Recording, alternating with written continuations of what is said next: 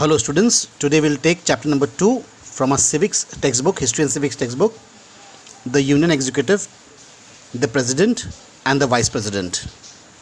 Syllabus: the Union Executive, the President, qualification for election, composition of Electoral College, reason for indirect election, term of office, procedure for impeachment. Powers: only executive powers, legislative powers, discriminatory and emergency powers. Financial and judicial have been omitted for this year, and nothing about the vice president. So that is the revised syllabus that we are going to study today. Well, India is a democratic country, and the President of India is just a nominal head. That is, the main power rests in the hands of the Prime Minister and the Council of Ministers. The President. The executive power of the Indian Union is vested in the President. He exercises this power either directly or through officers subordinate to him in accordance with the Constitution. The President is the head of the state and the supreme commander of the defense forces of India. The President exercises his powers on the advice of the Prime Minister and the Council of Ministers. The Constitution provides that there shall be a Council of Ministers with the Prime Minister at the head to aid and advise the President in the exercise of his or her functions. According to the 42nd Amendment Act, it is necessary for the President to exercise his or her function in accordance with the advice of the Council of Ministers.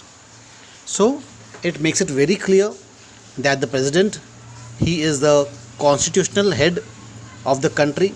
That is, he is the first citizen of the country. The President is the head of the state. He is the supreme commander of the defense forces combined together, the army, the navy and the air force. He exercises his power only on the advice of the Prime Minister and the Council of Ministers. So this is binding on him. Even though he may wish to differ from the advice of the Prime Minister and the Council of Ministers, he has to act according to the advice given to him by the Council of Ministers and the Prime Minister. Qualification for election of the President. A person shall be eligible for election as President if he or she is a citizen of India, has completed the age of 35 years, and is qualified for election as a member of the Lok Sabha. That means whatever the qualification is required for the members of the Lok Sabha, the same applies to the qualification for the President of India. 2. A person shall not be eligible for election as President if he or she holds any office of profit under the Government of India or government of any state or under any local or other authority subject to the control of any of the said governments. However, a person is not deemed to hold an office of profit by reason only that he is President or Vice President or a minister either for the Union or for the state. So again, the qualifications are very clear. What qualifications are required for the President of India, for a person to be elected as the President of India? First and foremost, he has to be eligible as he has to be a citizen of the country. Secondly, he should be at least of 35 years of age. And third, he should be qualified for the election of the member of the Lok Sabha. So these are the qualifications required for him or her to contest the election for the President. And what should not be there he or she should not be eligible for president if he holds any office of profit.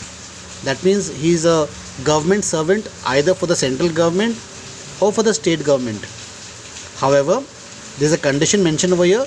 A person is not deemed to hold an office of profit by reason only that he is a president or a vice president or a minister either for the union or a state government. So, a person who holds or who has held office as president shall be eligible for re-election to that office subject to other provisions of the constitution. So a person can be elected as the president more than once. He can be elected twice for a second term as the president of the country. Composition of the electoral college. The president is elected indirectly by the members of an electoral college consisting of. Now, what is an electoral college? This is a system where the president and the vice president are indirectly elected by the members of the legislative assembly and the members of the parliament. So, composition of the electoral college. The president is elected indirectly by the members of the electoral college consisting of the elected members of both the houses of parliament, the elected members of the legislative assembly of the state, including the capital territory of Delhi and the union territory of Puducherry. So, what does the electoral college comprise of? The electoral college is made up of the elected members of both the houses of the parliament, that is the Lok Sabha and the Rajya Sabha, and also the elected members of the state assemblies, legislative assemblies, including the capital territory of Delhi and the union territory of Puducherry. Only these two union territories, Delhi is a state as well as Delhi is a union territory also. So, the state government, members of the state government and the member of the union territory of Puducherry and the capital city of Delhi, they comprise together as the electoral college to elect the president and the vice president. Nominated members of either house of parliament and state assemblies are not eligible to be included in the electoral college.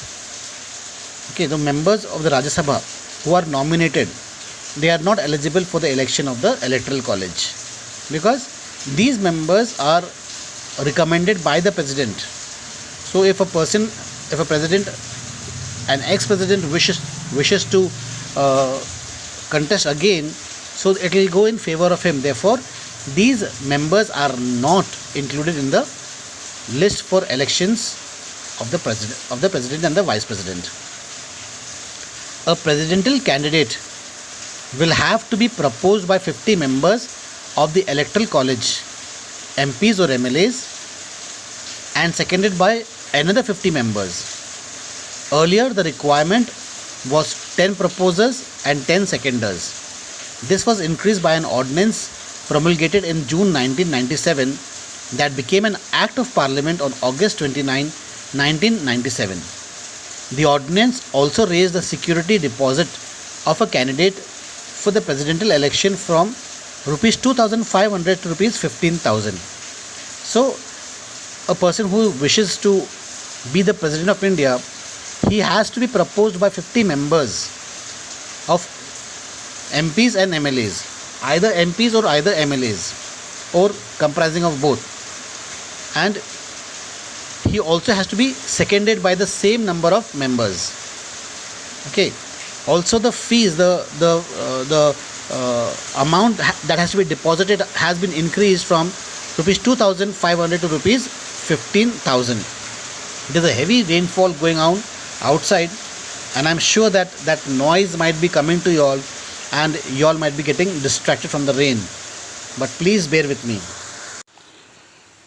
The election of the president is held in accordance with the system of proportional representation by means of the single transferable vote, and the voting at such election is by secret ballot. Now, what do you mean by proportional representation? Proportional representation means the number of MLAs which are elected according to the population of that area. For example, the ratio of the proportion of the MPs from Goa is only 1 as compared to the ratio of the MLAs from Maharashtra or Uttar Pradesh. Uttar Pradesh has the maximum number of MLAs, followed by Maharashtra. Okay, anyway, manner of election is not there in the syllabus. It is only for your reference. You can read and try to understand in what way the ratio proportion is taken out. Here is given total population of the state divided by number of elected members into 1000. So example is given, 1 lakh divided by 250 divided by 1000 is equal to 40. So that is the MLAs of a big state like Uttar Pradesh. 40 members from Uttar Pradesh or Maharashtra. These two states are huge states, big states with the maximum number of MLAs. Okay.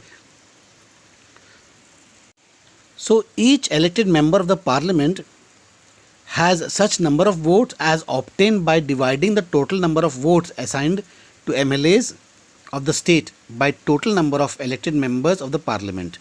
Thus the value of the vote of the MP is equal to total number of votes assigned to the MLAs of all states upon total number of elected MPs. That is the value. Okay. Let's say, for example, if we take this example that the MLA, the elected members of the parliament of Maharashtra, he has 40 votes. So according to the formula given here, the total number of votes assigned to the MLA, that is 40 votes, divided by the number of elected MPs, say number of MPs, member of parliament, okay, from that state. So if say there are 10 members elected from that particular state for as member of parliament, so 40 divided by 10, so each MLA will have 4 votes. 40 divided by 10, so each MLA will have 4 votes. In this way the vote has been, the power of vote is given to the MLA of that particular state. Now what do we understand by single transferable vote system? Under the single transferable vote system, all candidates are listed and the elector gives them numbers according to his preferences. In other words, the voter marks as many preferences, 1, 2, 3, 4, 5, 6. So according to the single transferable voter say suppose there are 10 candidates who are contesting election for the post of the president. So every MLA and every MP has the right to vote for all 10 candidates, but he has his preference. He may give his first preference to A, second preference to Z, third preference to Y, fourth preference to X, fifth preference to M, and sixth preference to N, so forth and so on. So every member has the right to vote for each and every candidate contesting the election, but he has to mention who is his first preference, who is his second preference, in the order that way. Under the single transferable vote system, a candidate are listed, all candidates are listed, and the elector gives them numbers according to his preferences. In other words, the voter marks as many preferences, 1, 2, 3, 4, 5, 6 on the ballot paper, and there are candidates as there are candidates. Once the votes are cast, the first preference votes are counted. If any candidate gets an absolute majority or more than 50% of the votes, he is declared elected. So while the counting is done, first the first preference vote of every candidate is counted. If any candidate gets a clear majority of more than 50% shares of the vote, that candidate is considered as elected president of the country. If not, then what happens? the second preference is counted. Again, if there is a tie, again if there is no clear majority, then the third preference is counted. If no candidate is able to get an absolute majority in the first preference votes, then the candidate who has secured the least vote is eliminated, and a second preference vote are taken into consideration. This process of elimination continues until a candidate gets an absolute majority and he is declared elected. So, when the first preference vote is not decisive, we are unable to elect a president. So, among the 10 candidates who were contesting for the post of president, the person who has got the least number of the first preference vote, that person is eliminated, and then the second preference vote are counted. In this way, the least vote achiever is eliminated in every round until we get a conclusion. We come to a conclusion where the president is elected. The 29th Constitution Amendment Act 1975 and the 44th Constitution Amendment Act 1978 lay down that any dispute over the election of the president shall be decided by the Supreme Court of India. So in this paragraph, this is the most important part that you have to learn this. It's a very important part, that in case of any discrepancy,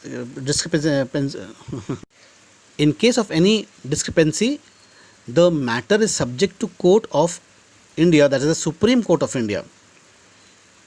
So the 29th Constitution Amendment Act 1975 and the 44th Constitution Amendment Act 1978 lay down that any dispute over the election of the president shall be decided by the Supreme Court of India. So if any dispute, for example, if a particular candidate has not resigned from his previous office, he is holding an office of profit, so he is considered as disqualified. If he has not signed his documents, he is considered disqualified. So any matter where there is a dispute in the election of the president, it has to be dealt by the Supreme Court of India. Reason for indirect election. Now, why do we have an indirect election? Again, this is a very important part to understand, since we are in a democracy where with a constitutional head, where the president is just a nominal head and the entire power lies in the hands of the Prime Minister and his Council of Ministers. So why is it so?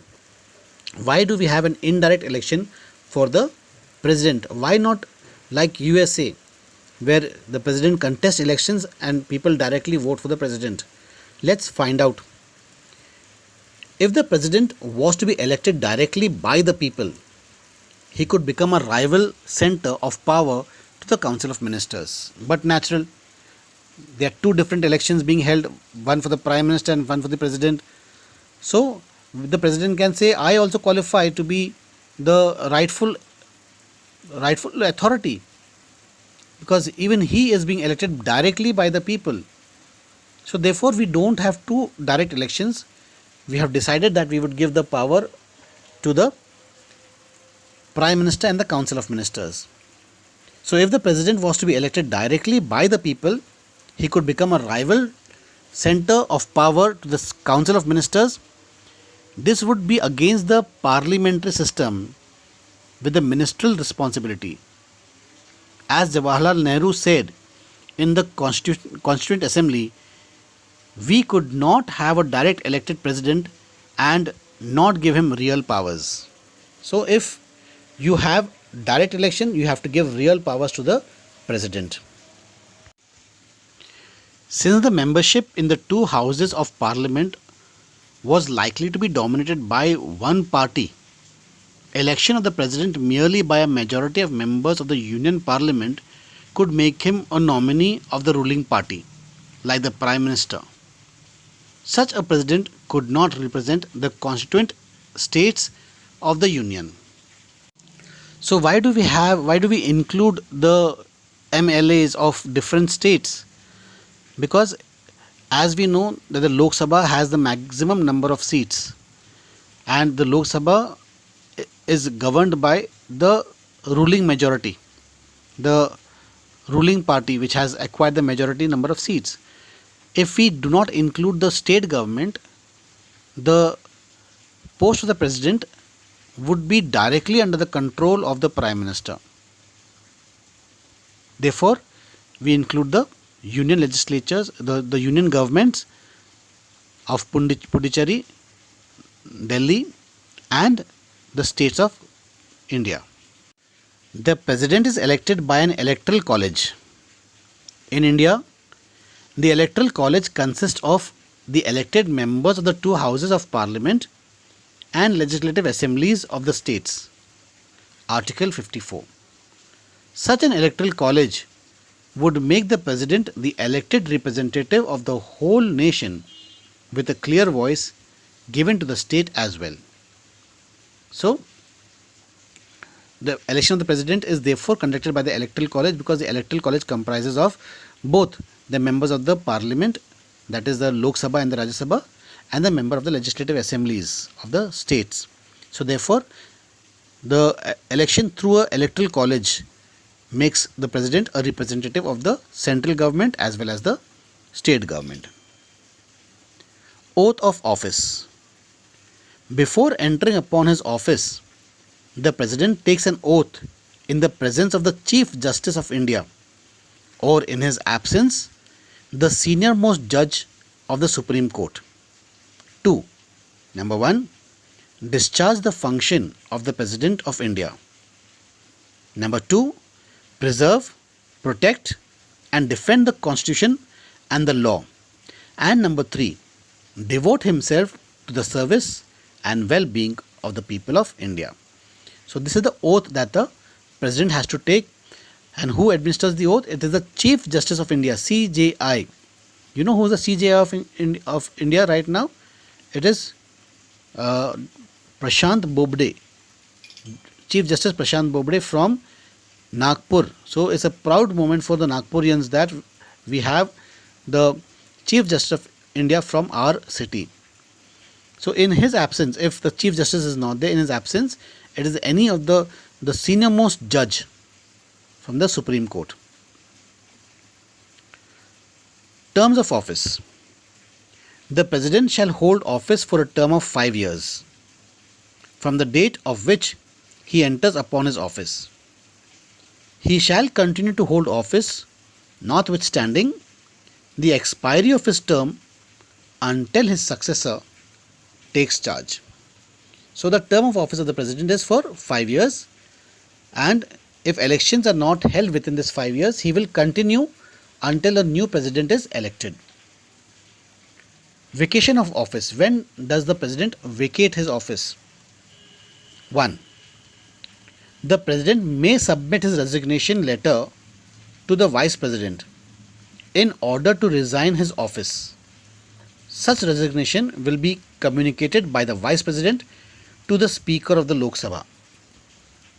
Why does he tender his resignation to the vice president?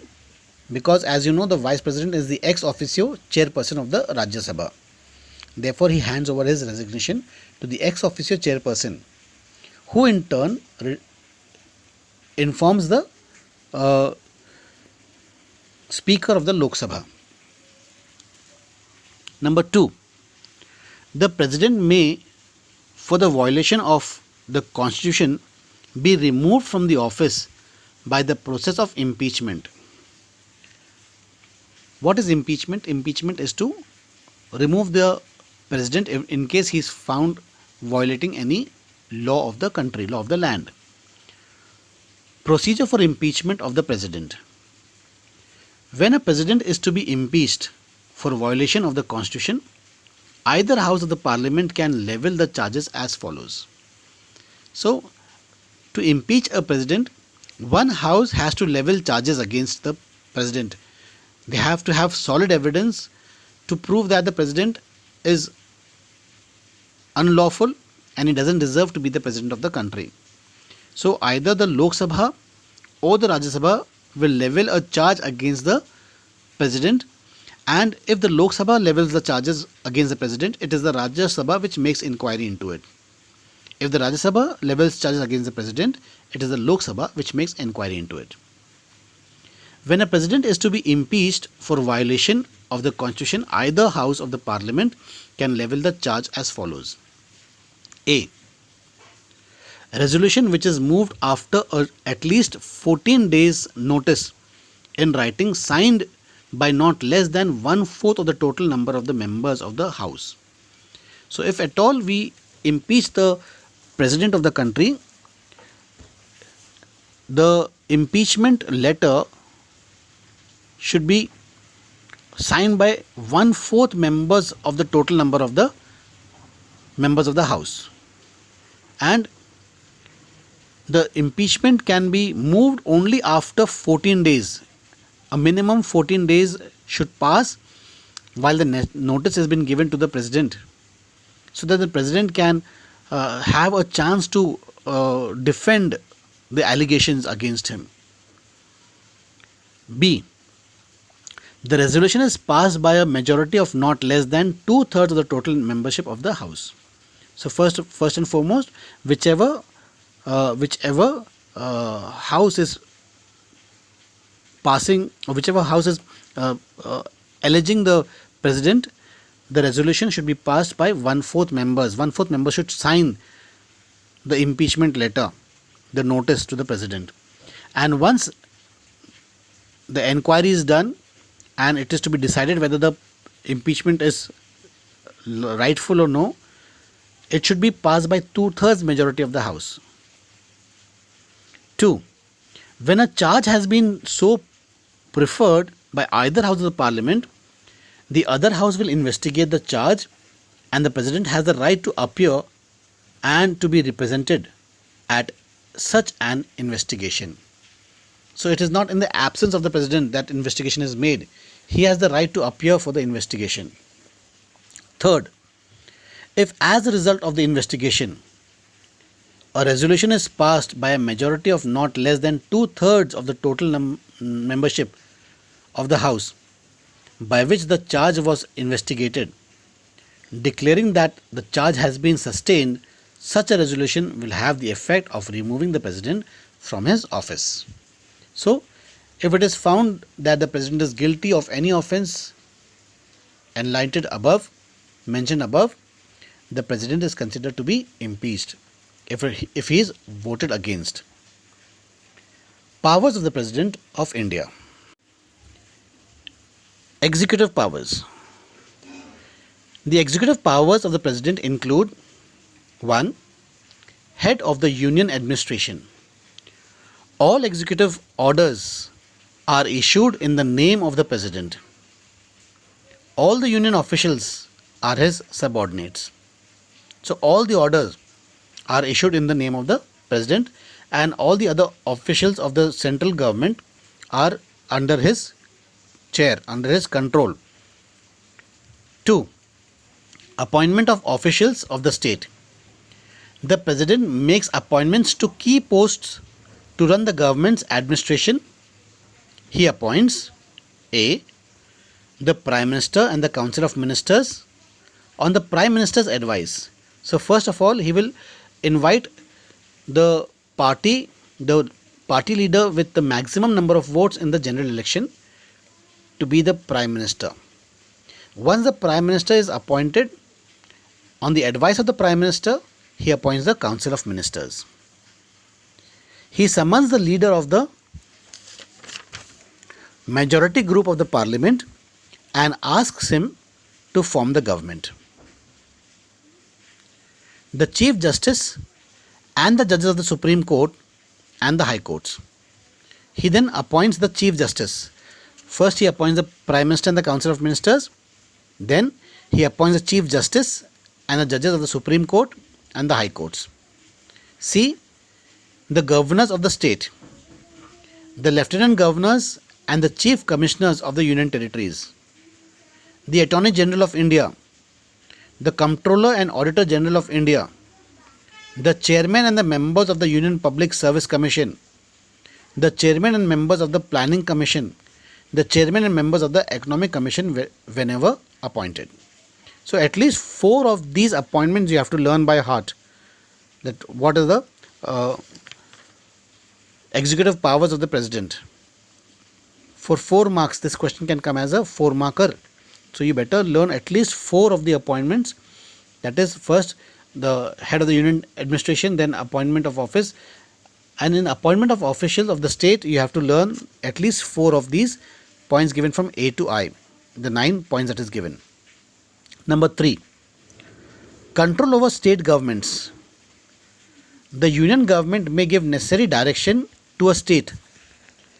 During president's rule, the control of the union government over the state is complete. Number 4, union territories and border areas. The administration of the union territories and border areas is the responsibility of the president.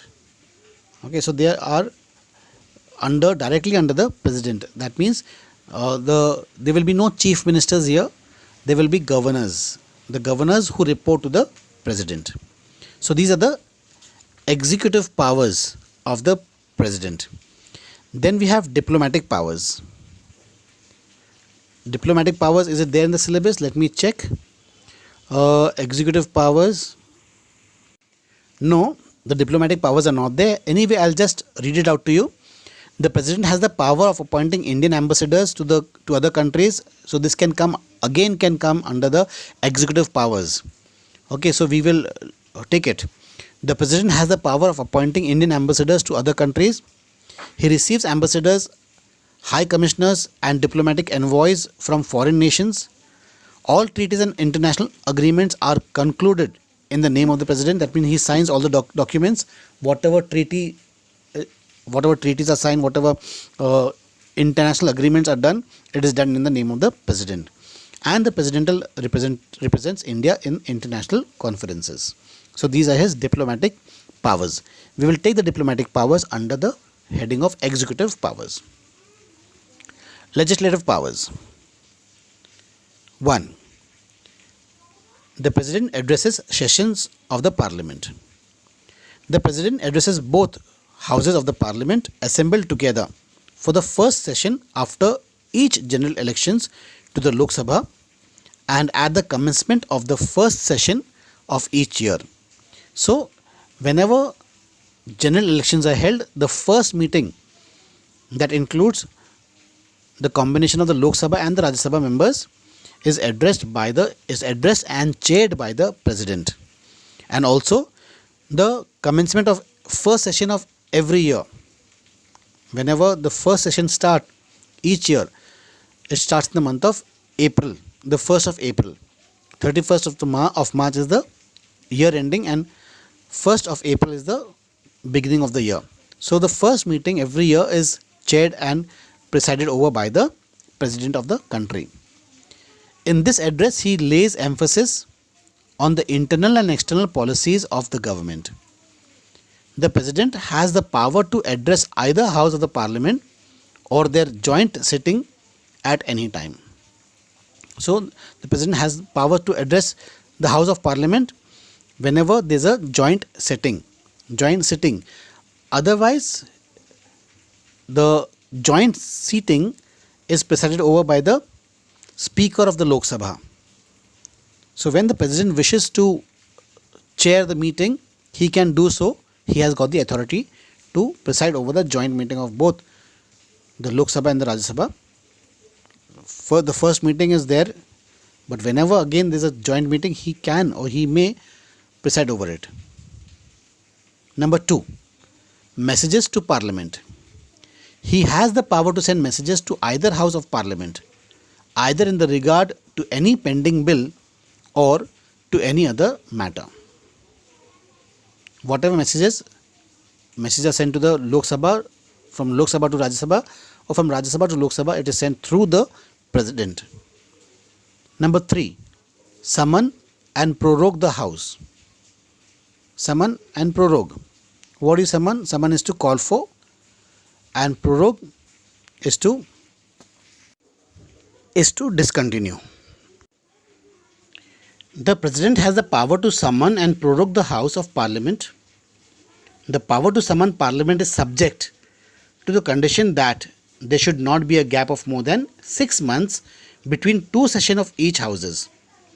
Normally, there are 3 sessions of the Parliament each year, that is the budget session, February to May, monsoon session, June-September, and the winter session, November-December. So, between these 2 sessions, there should not be a gap of more than 6 months. Number 4. Dissolve the Lok Sabha. He can dissolve the Lok Sabha and order fresh elections. Rajya Sabha is a permanent body not subject to dissolution. So the President has the authority to dissolve the Lok Sabha and call for fresh election. However, the Rajya Sabha is a non-dissolving organization. The Rajya Sabha is a permanent body not subject to dissolution. Number 5. Nomination of members. The President nominates 12 members to the Rajya Sabha from among persons having special knowledge or practical experience in these matters, such as literature, science, art, and social service. The President may nominate 2 members of the Anglo-Indian community to the Lok Sabha. Now, this has been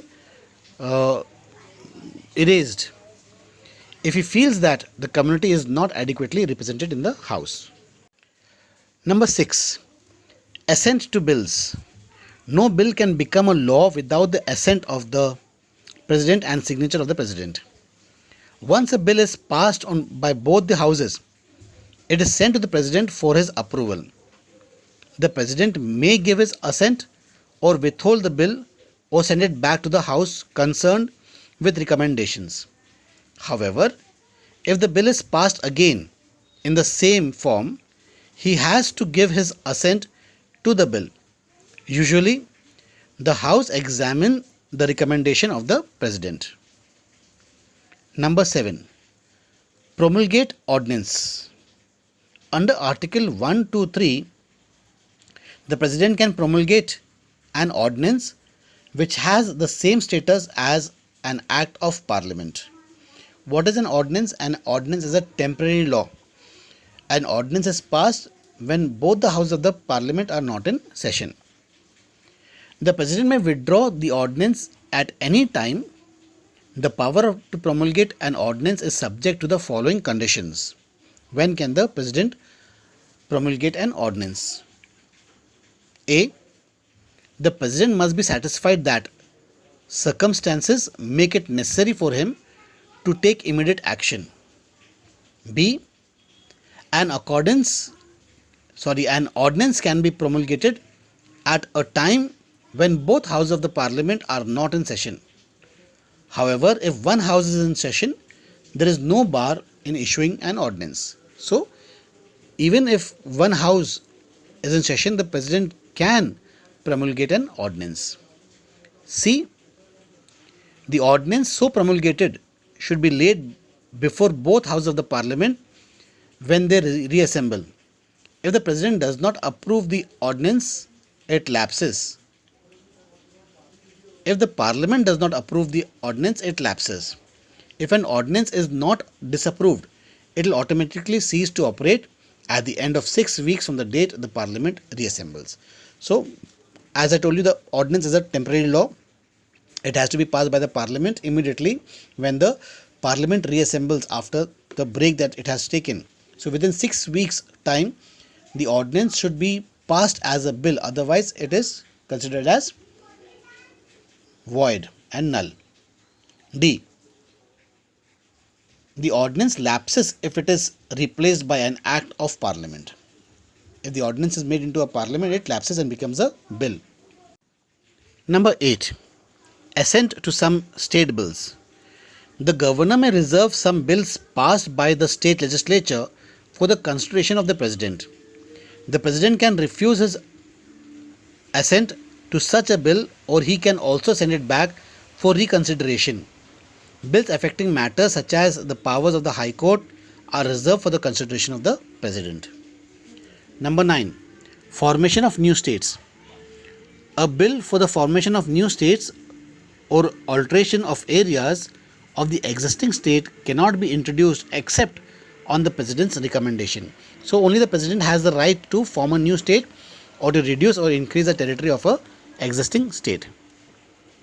Now we'll move to discretionary powers. The President of India enjoys certain discretionary powers. There are certain grey areas where President may have to use his wisdom and judgment. These are discretionary powers, means his own powers, his own authority, where he uses his own judgment. There's no law written anywhere that he should do it this way or he should do it that way. It is his general knowledge, the sense of duty that he has to perform. They are appointment of the Prime Minister in the situation where no single party commands the clear support of the majority of the Lok Sabha members, and there is a hung parliament. Hung parliament means a parliament where none of the major parties, political parties, have secured the maximum vote. This is because the President cannot appoint the new Prime Minister on the advice of the outgoing Prime Minister, who may have lost the election or support of the House. Okay, this is clear. He will not take the advice of the Prime Minister because the Prime Minister must have lost the election after his term is completed. So therefore he does not take the advice of the Prime Minister and he works on his own discretion. Number 2, appointment of Prime Minister in case of sudden death, for example by assassination, as in the case of Mrs. Indira Gandhi, of the incumbent, where the ruling legislature party is unable to meet immediately to elect a leader. So in case there's a assassin or there's an assassination of the Prime Minister, which we hope should not be, in such a case the President has the right to appoint a Prime Minister for the time being. So such a person is known as the incumbent Prime Minister. Number 3, when the ruling party who has lost majority support in the Lok Sabha, or when a vote of no confidence may have been passed against it, recommends to the President to dissolve the Lok Sabha, then it is at the discretion of the President to either dissolve the House or ask another party to prove its majority on the floor of the House. So when a ruling party loses the majority support, that is a no confidence motion is passed, either a new election is held or the President may ask the opposition party to prove its majority and appoint the leader of the opposition as the Prime Minister. And 4th, the President can dismiss ministers in case the Council of Ministers loses the confidence of the House but refuses to resign. This is very clear. And we come to the last part of this chapter, that is the emergency powers. An emergency is a sudden or unforeseen situation demanding immediate action. It is a situation in which the head of the state assumes extraordinary powers. The President can proclaim a state of emergency in the following cases. So when there is an emergency, when there is a external aggression, or there is a breakdown in the constitutional machinery, or when there is shortage of finance, in such circumstances the President may take authority to himself. The President can proclaim a state of emergency in the following cases. A, national or general emergency, when there is a danger of foreign aggression or danger to the peace and security of the country because of a civil war, insurgency, or any such causes. Article 352. B, breaking down of constitutional machinery. The constitutional machinery in a state has broken down, or there is a deadlock because of political uncertainties or otherwise. That means the law and order is not being followed, so the President can take over the control from the Prime Minister. And C, financial emergencies. A setback to the financial stability or credit feasibility of the country is likely to occur or has occurred. Article 360. National or general emergency circumstances. If the President is satisfied that a grave emergency exists whereby the security of India or any part of its territory is threatened, either by war or by external aggression or armed rebellion, he may proclaim an emergency. The President cannot issue such a proclamation unless he has the approval in writing of the Union Cabinet.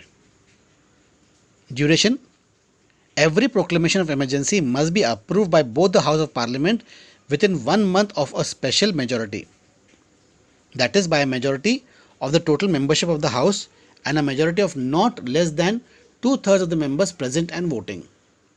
It cannot remain in operation for more than 6 months at a time. At the end of 6 months, it has to be renewed by Parliament by a special majority, else it lapses. If the Lok Sabha passes a resolution disapproving the emergency, the President has to revoke the proclamation. So the President proclaims an emergency when there are circumstances that is leading to it, and it lasts for 6 months at a time. It can be renewed, it can be extended after every 6 months, provided that it is voted upon and they get a two-third majority on the voting. The Parliament can anytime lift up the emergency if it feels so deem fit. Okay, so effects of general emergency is not in the syllabus, so we end our chapter here. I assume and presume that the chapter is clear to you all and you prepare well for your coming test series. With this, we have completed our syllabus for the test series. I hope you revise well. For well begun is half done. This is your first test series. Please take it seriously and do study hard, because we never know when this COVID, the band that is issued by the government may be revoked. Okay, I presume that September, let's hope so, let's pray that schools reopen in September and we meet again.